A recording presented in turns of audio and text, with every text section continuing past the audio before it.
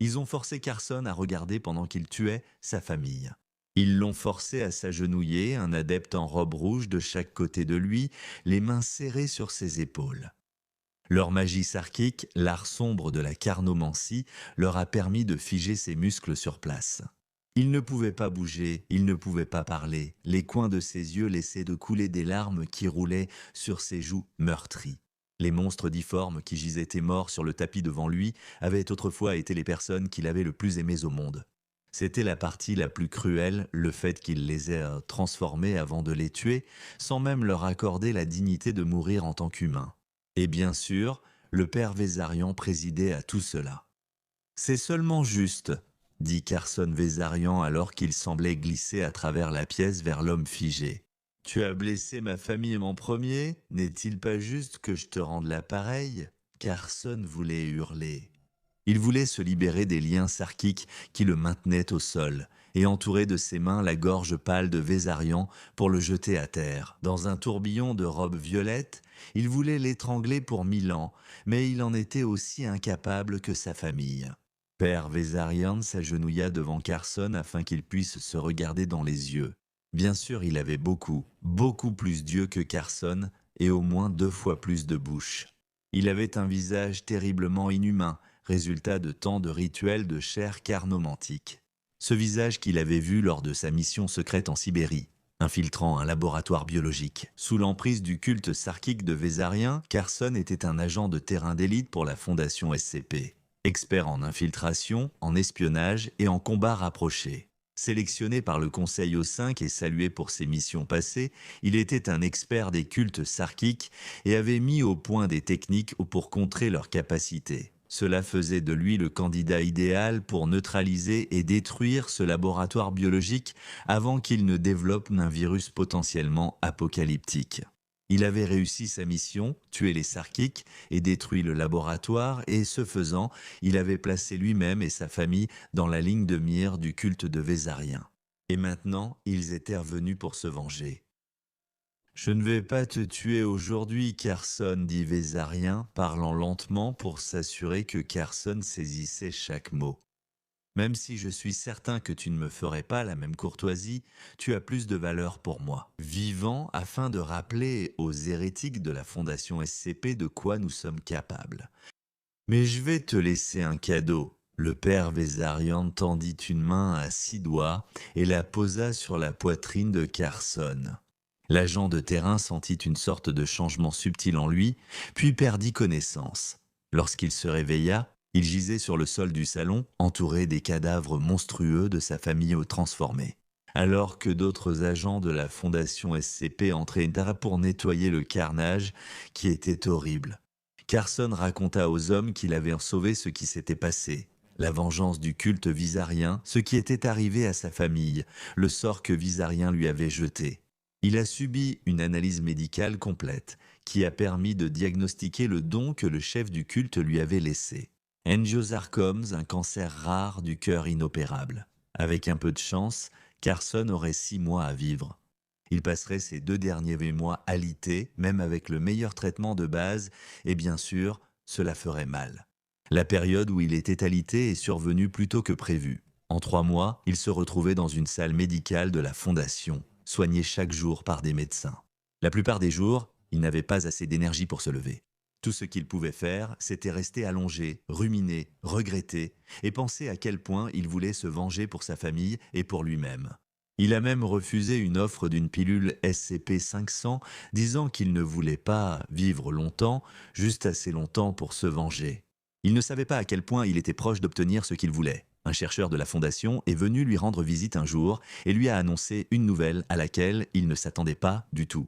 Le père Vézarian et son culte avaient été aperçus, opérant peut-être depuis un complexe dans l'Utah. Carson sentit sa tension monter malgré le cocktail dentalgique qu'on lui administrait, expliqua le chercheur. « Je crois que c'est à toi de le faire. » Ça ressemblait à une mauvaise blague. Carson aurait déjà du mal à traverser la pièce sans aide, alors aller attaquer un complexe dirigé par un puissant sculpteur de chair, c'était impensable. Cette possibilité était passée, jusqu'à ce que le chercheur glisse la main dans sa blouse de laboratoire et tende à Carson une bouteille de Coca-Cola millésimée, glacée. Carson était perplexe. Je préfère le Pepsi, dit-il. Je n'aime même pas le Coca. Le chercheur secoua la tête. Tu vas aimer ça, fais-moi confiance. À ce moment, les yeux de Carson brillèrent de reconnaissance. Il avait lu le dossier, mais n'avait jamais cru pouvoir l'utiliser un jour. Peut-être parce qu'il était déjà un homme condamné. On lui avait accordé une permission. Il retira le bouchon à main nue et but une longue et profonde gorgée. C'était l'une des boissons les plus délicieuses qu'il ait jamais goûtées. Soudain, une énergie parcourut son corps. Il ressentit une sorte de clarté mentale qu'il croyait perdue dans sa brume d'anesthésique. Il se sentit puissant, plein de vitalité. Comme avant, il avait été terrassé par cette maladie, ce qui tenait du miracle. Il se leva du lit et se tint debout sur ses deux jambes, sans même vaciller. Sa main se resserra autour de cette bouteille de coca miraculeuse et il la vida complètement. Le chercheur lui lança des clés de voiture et dit « Elle est sur le parking ». Les coordonnées sont déjà programmées dans le système de positionnement global et il y a une surprise pour toi dans le coffre. Bonne chasse. Carson sourit et acquiesça, puis il partit. Il conduisait superbement, son intelligence et ses fonctions motrices améliorées, rendant ses réflexes impeccables. Il zigzaguait entre les conducteurs guidés par le système de positionnement global, sentant son cœur malade battre vite. Il n'était pas fatigué. Jamais il ne s'était senti aussi éveillé. D'habitude, il fallait un autre type de coke pour ressentir cela. Il ne percevait qu'un clignement d'œil entre lui et le complexe. Dans l'Utah, un bâtiment impressionnant entouré de barbelés, enveloppé dans l'obscurité alors que le soleil disparaissait sous l'horizon. Le père Vézarian et ses laquais sans valeur seraient à l'intérieur, ceux qu'il devait détruire si jamais il voulait que ses proches reposent en paix. Il se rappela que le chercheur avait laissé un cadeau dans le coffre. Sans attendre, il sortit et l'ouvrit. Ses yeux s'écarquillèrent devant ce qu'il vit l'attendre. C'était une grande épée en fer froid venant de High Brazil, l'île mystique des fées au large des côtes irlandaises et une alliée de la Fondation. Toute blessure qu'elle infligeait ne guérissait jamais. Même avec l'application de chair artificielle, l'arme absolument parfaite pour tuer les sarkicistes. Le premier sourire qu'il avait eu depuis 6 mois s'étira sur son visage alors qu'il la saisissait par la poignée et la tirait. Comme le roi Arthur tirant l'épée de la pierre, il vengerait sa famille, il se vengerait lui-même. Carson s'approcha de la clôture et abattit l'épée, tranchant les maillons de la chaîne d'un seul geste bien maîtrisé. La coque l'avait rendu plus fort, avait affiné ses réflexes jusqu'à les rendre aussi aiguisés que les grandes épées. Il se glissa à travers l'ouverture. Il avait ouvert la clôture et courut vers le bâtiment où il rencontra le premier obstacle sur son chemin. L'un des sectateurs avait dû l'entendre découper la clôture et était sorti. Il vit le visage sans yeux de l'homme le fixer depuis l'ombre de sa robe, la bouche tordue comme une cicatrice. L'homme leva le bras, ouvrant la paume pour révéler l'œil qui fixait Carson depuis son centre, tout en crachant à moitié une incantation sarsique qui transformerait Carson en l'un de ces mêmes horribles mutants morts qu'il avait vus sur le sol de son salon. Il ne pouvait pas permettre cela avec tant d'enjeux et tout se déroulant à une vitesse presque imperceptible. Il évita le sort et transperça le cœur du cultiste avec son épée.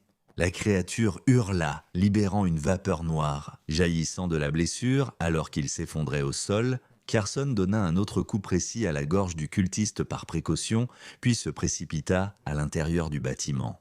Il semblait que la discrétion n'était déjà plus une option. Des monstres surgirent de l'obscurité vers lui, des humains transfigurés, grognant et bavant. Il se sentit coupable en les abattant, veillant, grâce à toute sa nouvelle précision motrice, à toujours le faire d'un seul coup, net à chaque fois. Sachant qu'il n'avait pas choisi leur sort, ni sa famille. À l'époque, il voyait son geste comme une fin miséricordieuse à leur vie tourmentée. Un autre adepte surgit d'un coin sombre, lançant des éperons d'os acérés vers Carson. Grâce à ses réflexes accrus, il para les projectiles en plein vol, sans effort. À la grande terreur de l'adepte mutant, car pour ces adeptes, ceux qui avaient choisi de suivre les préceptes du sarcasisme, il n'éprouvait aucune sympathie. Il fonça et les abattit sur place, frappant leur chair malade. Cela lui procurait une telle joie de détruire ces choses, de les rayer de la surface de la terre, lui qui avait tant donné de sa vie à la Fondation pour la défendre. Ce fut une catharsis brutale et sanglante. En cherchant le père Vizarian dans les couloirs, il croisait sans cesse des légions de cultistes. Au fil du temps, il sentait sa force, sa vitesse et son intelligence augmenter. Telle était la puissance de la coke, augmentant tous ses paramètres vitaux de façon exponentielle. Malgré la douleur, malgré le cancer, malgré tout ce qui jouait contre lui, cette fois, la vengeance serait à lui. Carson sentait un pouls résonner dans tout son corps, son cœur blessé battant à triple cadence, il ressentait la tension sur son corps mourant, comme un moteur de voiture forcé en surrégime avec du mauvais carburant. Mais il ne pouvait pas s'arrêter tant que le travail n'était pas fini. D'un coup de pied expert, il ouvrit les portes d'un coup et vit le père Vizarian à l'intérieur, debout à une chaire et lisant des sutras sarkiques dans un grand livre relié en peau humaine. Vessarian leva ses nombreux yeux et bouches, affichant une expression qui ressemblait à de la surprise. « Carson, dit-il. »« Comment ? Pourquoi ?» Carson força un sourire, du sang entre ses dents serrées. Il a dit qu'il rendrait l'appareil pour un cadeau. Aucun n'attendit pour parler davantage. Carson fonça à une vitesse impossible, chaque fibre vibrant d'anticipation.